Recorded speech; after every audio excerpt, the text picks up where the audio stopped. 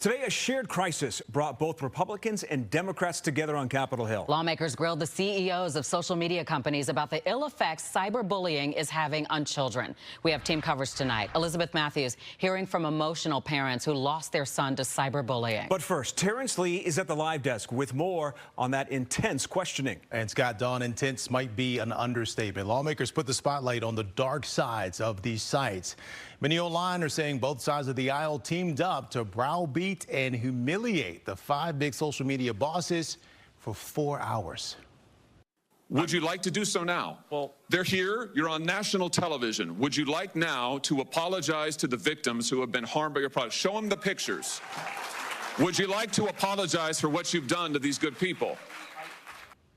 Well, that was one of the most talked about moments. Mark Zuckerberg, who runs Facebook and Instagram, singled out, goaded into apologizing to dozens of parents sitting up front whose children were abused or bullied on social media.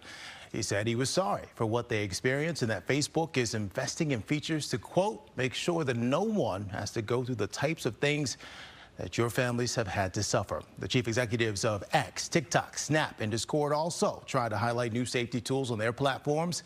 But members of the Senate Judiciary Committee agree it's still not enough. And I've heard you talk about the reforms you've made, and I appreciate them.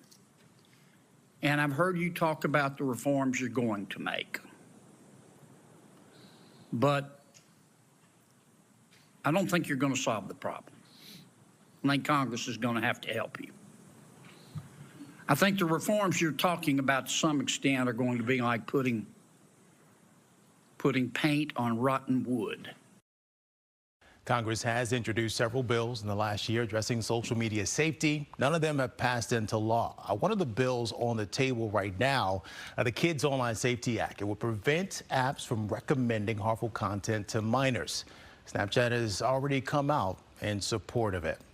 How did the parents at the hearing react to the CEO's testimony? Elizabeth Matthews joins us now with that part of the story. Elizabeth.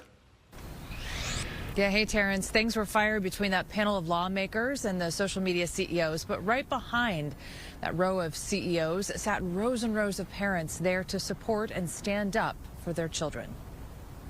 I feel him missing every day, every minute of every day. Rose and Rob Bronstein traveled from Chicago to Capitol Hill Wednesday to represent their 15-year-old son.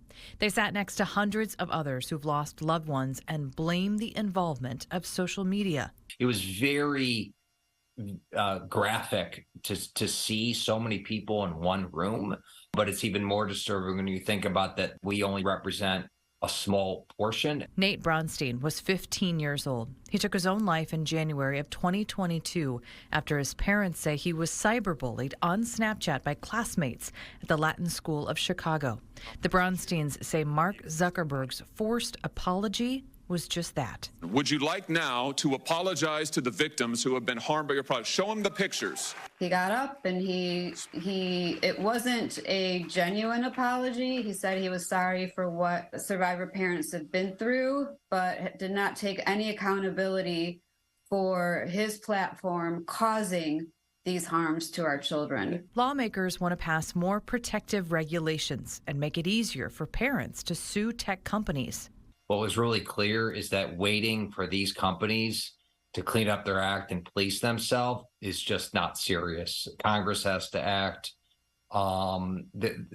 Things absolutely need to be done. We're at a crisis point. These parents desperate to stop this from happening to another innocent child like their Nate, who's missed every day.